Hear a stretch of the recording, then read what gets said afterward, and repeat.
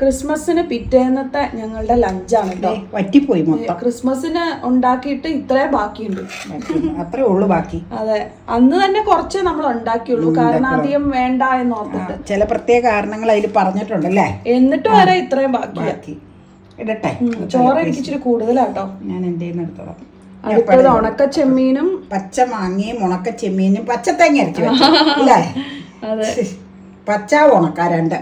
ഇതൊക്കെയാണ് ക്രിസ്മസിന്റെ പിറ്റേന്നത്തെ ഞങ്ങളുടെ കറികൾ കേട്ടോ. ഈ ചാറും ഒരു തോരനും ഇന്നുണ്ടാക്കിയതാണ്. ബീഫ് ഇരിപ്പുണ്ട്, ഇന്ന് എടുക്കണില്ല. കാരണം ഇന്നലെയൊക്കെ 2 നേരം കൂട്ടിയപ്പോ ഇന്ന് ആർക്കും ഉച്ചത്തേക്ക് ബീഫ് വേണ്ടാന്ന് പറഞ്ഞു. അതുകൊണ്ട് എടുക്കണില്ല. ബീഫ് ഇരിപ്പുണ്ട് കേട്ടോ. അത് വൈകിട്ട് ചപ്പാത്തിക്ക് എന്തിനെങ്കിലും ഒക്കെ എടുക്കാം. അതെ, ഇനി തോരൻ.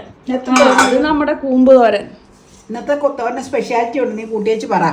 കൂമ്പെന്ന് പറഞ്ഞാൽ ഒരു കുഞ്ഞു കൂമ്പ് എടുത്തേച്ച് 2-3 സവോള, സ്വല്പം തേങ്ങ, കാന്താരിമുളക് ചേർത്തിട്ടില്ല. മഞ്ഞൾമുളക് ഇവിടെ ഇരിപ്പുണ്ട്. മഞ്ഞൾപ്പൊടിയും എരിവും മുളക് പൊടിയും ചേർത്ത കൂമ്പ് തോരൻ. ഇനിയിപ്പോ വൈകുന്നേരത്തേക്ക് ചെറുപയർ വന്നിട്ടുണ്ട്. അപ്പം മേടിച്ചോണ്ട് വന്നിട്ടുണ്ട്. ആ 2 തോരനും അരിഞ്ഞ് ചെറുപയർ ഇട്ട് അങ്ങ് തോരൻ ഉണ്ടാക്കി വെക്കാം. അപ്പൊ പിന്നെ ആ തോരൻ കറിയായില്ലേ.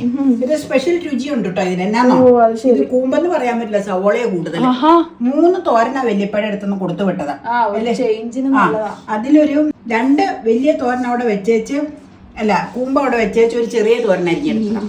അപ്പൊ വൈകിട്ടത്തേക്ക് അത് കറിയാക്കാം. ഇതാണ് ക്രിസ്മസിന് പിറ്റേന്നത്തെ ലഞ്ച്.